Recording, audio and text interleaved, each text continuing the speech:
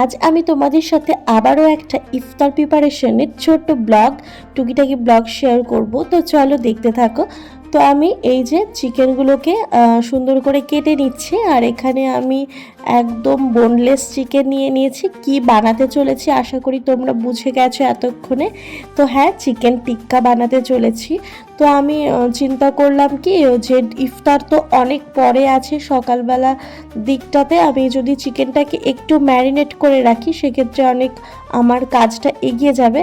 আর আমি একটু তারপরে ফলগুলোকেও কেটে নিলাম আর কি। তো এটা দিয়েও আমি একটা খুব সুন্দর ডেজার্ট আজকে তৈরি করব। তো তারপরে আমি বেশ কিছুক্ষণ হয়ে গেলে দই দিয়ে যে প্রিপারেশনটা হয় সেটা আমি তৈরি করে নিলাম। তারপরে চিকেনটাকে ভালো করে ম্যারিনেট করে রেখে দিলাম। আর এই দিকে আমি আরও টুকিটাকি কাজ করার পরে স্নান টান করে এসেছি, আর একদম 4টে বেজে গেছে। আর এখন আমি শাহী টুকরার জন্য এই দুধের মিশ্রণটা তৈরি করে নিয়েছি, আর এদিকে পাস্তাটাও আমি রেডি করে নিয়েছি। তো আজকে আমাদের এই ইফতারের টেবিলে আমি আর আমার মা ছাড়াও আমাদের বোন ছিল। তো ও বাইরে থাকে, তো এসেছিল, সেই জন্যই এত আয়োজন করা আর কি। তো এখানে চিড়ের ডেজার্ট করার জন্য আমি কিছুটা দুধ দিয়ে দিয়েছি আর দই দিয়ে দিলাম। আর এই দুধটা দিলে হয় কি চিড়েটা মানে অনেক বেশি জুসি থাকে আর কি। দই তো দিতেই হবে, তার সাথে একটু দুধ দিয়ে দিলে আরও বেশি ইয়াম্মি লাগে খেতে। আর আমি এখানে স্ট্রবেরি, আঙুর, আপেল, তো যা যা ফ্রুটস ছিল আর কি সব কিছু আমি কুচি কুচি করে কেটে নিয়ে এখানে একটু উপরে আবারও ডেকোরেট করার জন্য দিয়ে দিলাম। তো এই রমজান মাসে হয়তো প্রতিটা বাড়িতেই এরকম একটা চিড়ের ডেজার্ট সবাই বানায়। তো এখানে আমি শাহী টুকরা বানানোর জন্য ব্রেডগুলোকে ভেজে নিয়েছিলাম, আর ওপরে দুধের মালাইটা দিয়ে একটু পেস্তা বাদাম ছড়িয়ে দিলাম। আর এদিকে দেখো, আমি যেহেতু বেগুন খাই না তাই আলু দিয়ে স্ন্যাক্স বানিয়ে নিচ্ছি। আর এখানে আমি পাস্তা রেডি করার জন্য হোয়াইট সসটা বানিয়ে নিচ্ছি।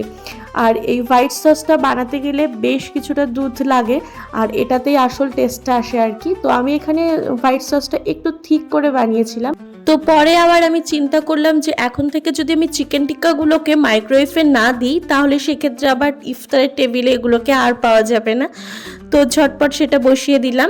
আর এদিকে একটা ডিম ফেটিয়ে এনে এর সাথে সামান্য নুন, হলুদ আর কাশ্মীরি লঙ্কার গুঁড়ো দিয়ে পাউরুটি দিয়ে একটা স্ন্যাক্স বানিয়েছি। তো আমি এখানে যে হোয়াইট সসটা একটু ঠিক করে বানিয়েছিলাম আর কি, আমার একটু এরকমই ভালো লাগে আর কি। আর পাস্তা করার সময় কিছুটা ভেজিটেবল আমি আলাদা করে রেখেছিলাম, সেই ভেজিটেবল আর ডিম আর সাথে একটু চিজ দিয়ে ওই পাউরুটি স্ন্যাক্সটা বানিয়েছিলাম। আর এদিকে দেখো উপর দিয়ে চিলি ফ্লেক্স ছড়িয়ে ভেজিটেবলটা আমি একসাথে মিক্স আপ করে দিলাম পাস্তার সাথে।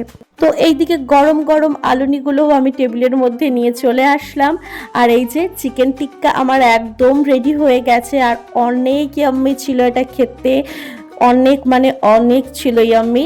আর আমি প্রতিদিনকার মতো আজকেও কিছু ফ্রুটস নিয়ে নিয়েছি, আজকে আর আপেল নিইনি, সাথে পানি নিয়ে নিয়েছি।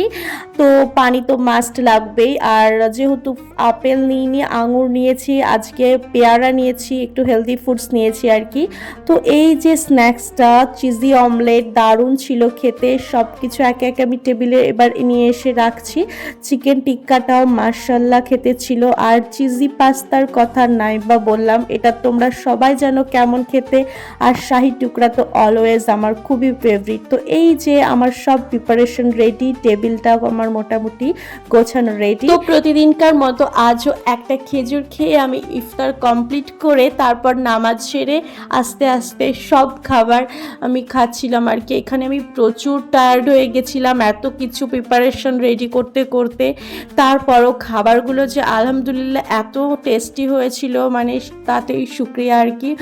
তো খুবই ভালো লাগছিল, বিশেষ করে চিড়ের ডেজার্টটা খুবই সুন্দর খেতে ছিল। তোমরা অবশ্যই এই রমজানে বাড়িতে বানিও। তো আজকের মতো টাটা, বাই বাই, ভালো থেকো, দোয়া করো আমাদের জন্য। নেক্সট ব্লগে আবার তোমাদের সাথে দেখা হবে।